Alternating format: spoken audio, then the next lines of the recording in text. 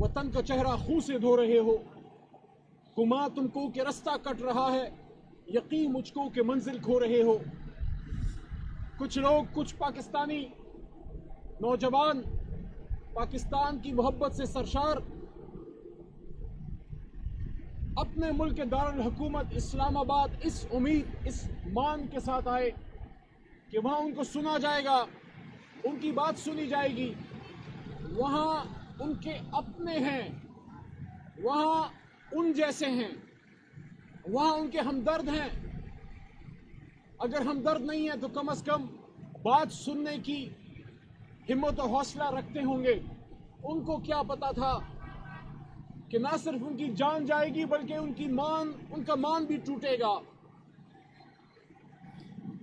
लोग कहते हैं 100 हैं शुहदा, कोई कहता है 150 हैं, किसी ने 250 की फिगर दी। हमारी जमात ने 12 की फिगर अभी तक दी है, बाकी डिटेल्स आती हैं तो इसमें उसको फिर अपडेट भी किया जाएगा।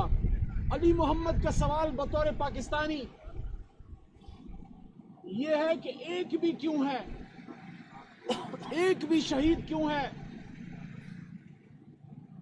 एक भी गोली क्यों चली?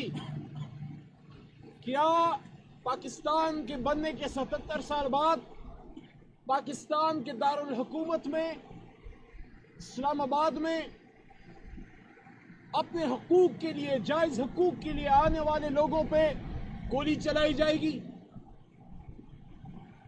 शर्म आनी चाहिए उन हुकूमती वज़रा को और उन ताकतवर लोगों को जो अपने आप को जमीन का खुदा समझते हैं। शुहदा का मजाक ना उड़ाएं, और दोनों तरफ के शुहदा हमारे ही शुहदा हैं। ऐसा नहीं है कि तहरीक इंसाफ सिर्फ अपने कारकुनान या आम पाकिस्तानियों की बात करती है।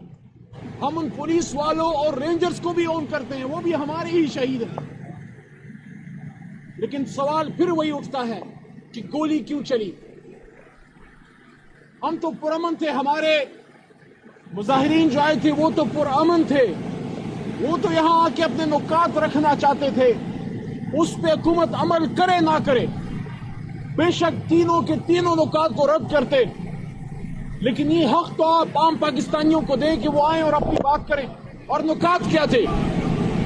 नुकात ये थे कि हमारे लीडर इमरान खान साहब को रिहा कीजिए, जो हमारा सिर्फ नहीं पूरी कौम का और उम्मत का एक बड़ा लीडर है।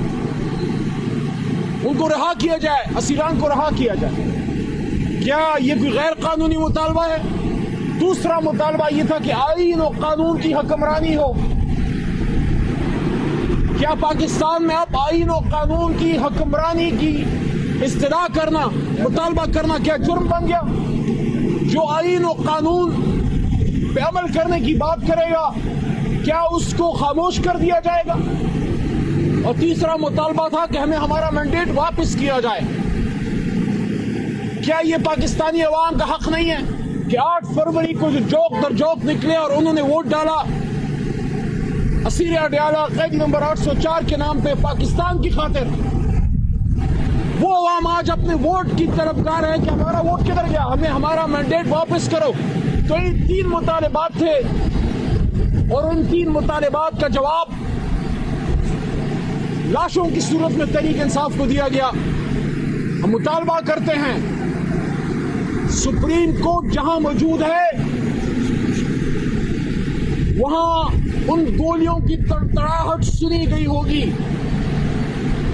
वहां भी वो चीखों पुकार पहुंची होगी जो जख्मी बदनों ने आसमान की तरफ देखकर वो सदा लगाई थी।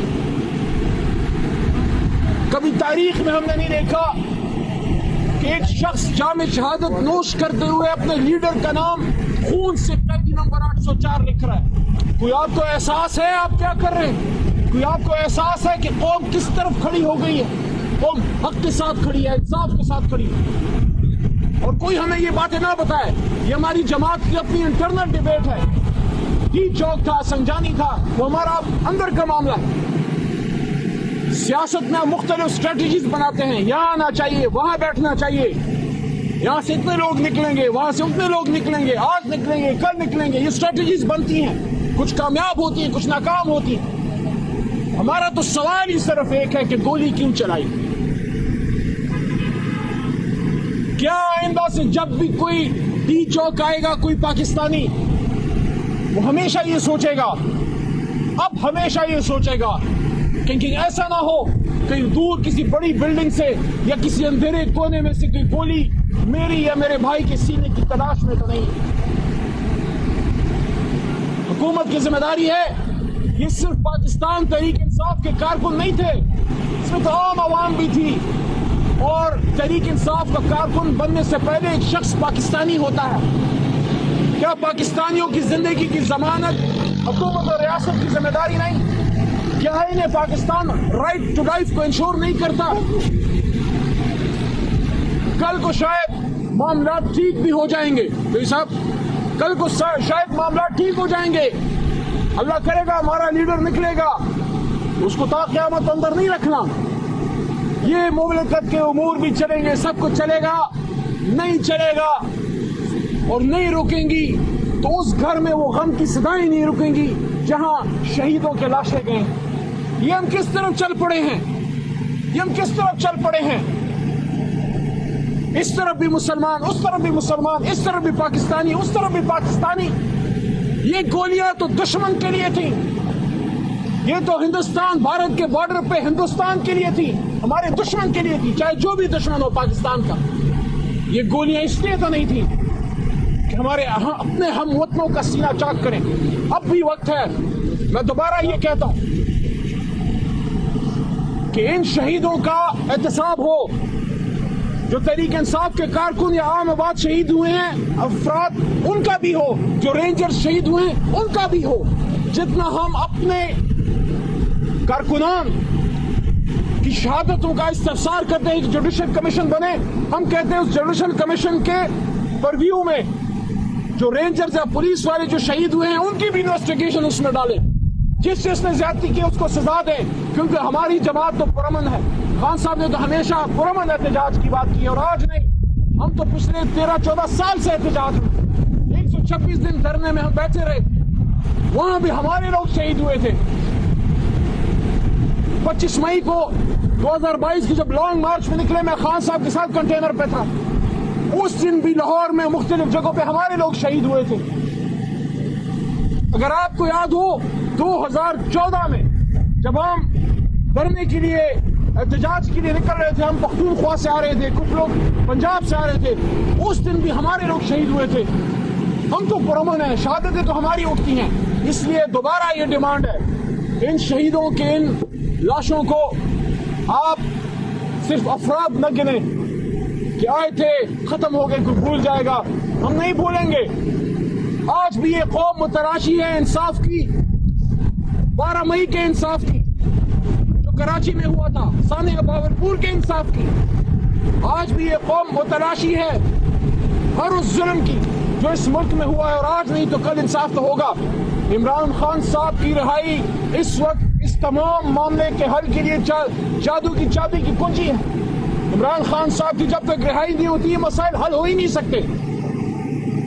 عمران خان صاحب کے پیچھے پوری قوم کھڑی ہے، اور خان صاحب نے بارہا یہ بات کی ہے کہ وہ باہر نکل کے انتقام تو نہیں لیں گے، وہ انتقام لینے تو نہیں آ رہے۔ ہاں یہ بات کرتے تھے کہ جس نے زیادتی کی ہے وہ عدالت میں اپنا جواب دے گا، ہم آج بھی یہ کہتے ہیں جس نے ظلم کیا ہے وہ عدالت میں اپنا جواب دے گا۔ ہم سیاسی انتقام نہیں لیں گے، لیکن جن لوگوں کی شہادتیں ہوئی ہیں ان کے لواحقین تو انصاف چاہتے ہیں نا۔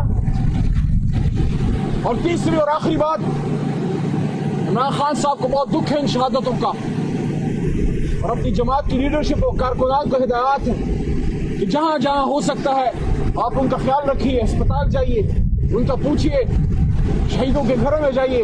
ہماری لیڈرشپ جا رہی ہے، مزید بھی اب جائیں گے، لیکن ہم نے ان خاندانوں کا خیال رکھنا ہے جن کے ساتھ یہ سارا کچھ ہوا ہے۔ عمران خان صاحب سب سے زیادہ اگر ان کو کسی چیز کا دکھ ہوتا ہے تو اپنے کارکن یا عام پاکستانی کو جو تکلیف پہنچتی ہے اس کا دکھ ہوتا ہے۔ میری علی محمد کی یہ دعا ہے کہ اللہ تعالیٰ ہمیں 26 نومبر والی رات اپنی زندگی میں پھر کبھی نہ دکھائے۔ یہ پاکستان تو امن کا قلعہ تھا، یہ تو مظلوموں کے لیے ایک ایسا قلعہ ہونا تھا جہاں مظلوم کی استدعا سنی جائے گی۔ ہمیں نہیں اندازہ تھا کہ یہاں ایسا ہوگا۔ میں نے اس لیے یہ بات کی تھی اور آج یہاں میڈیا پہ دوبارہ کر رہا ہوں کہ نہ صرف ان شہیدوں کے کہ بدن سے روحیں نکلی بلکہ ان کا مان بھی ٹوٹا.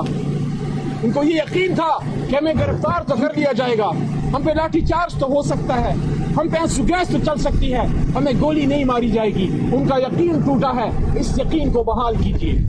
بہت شکریہ.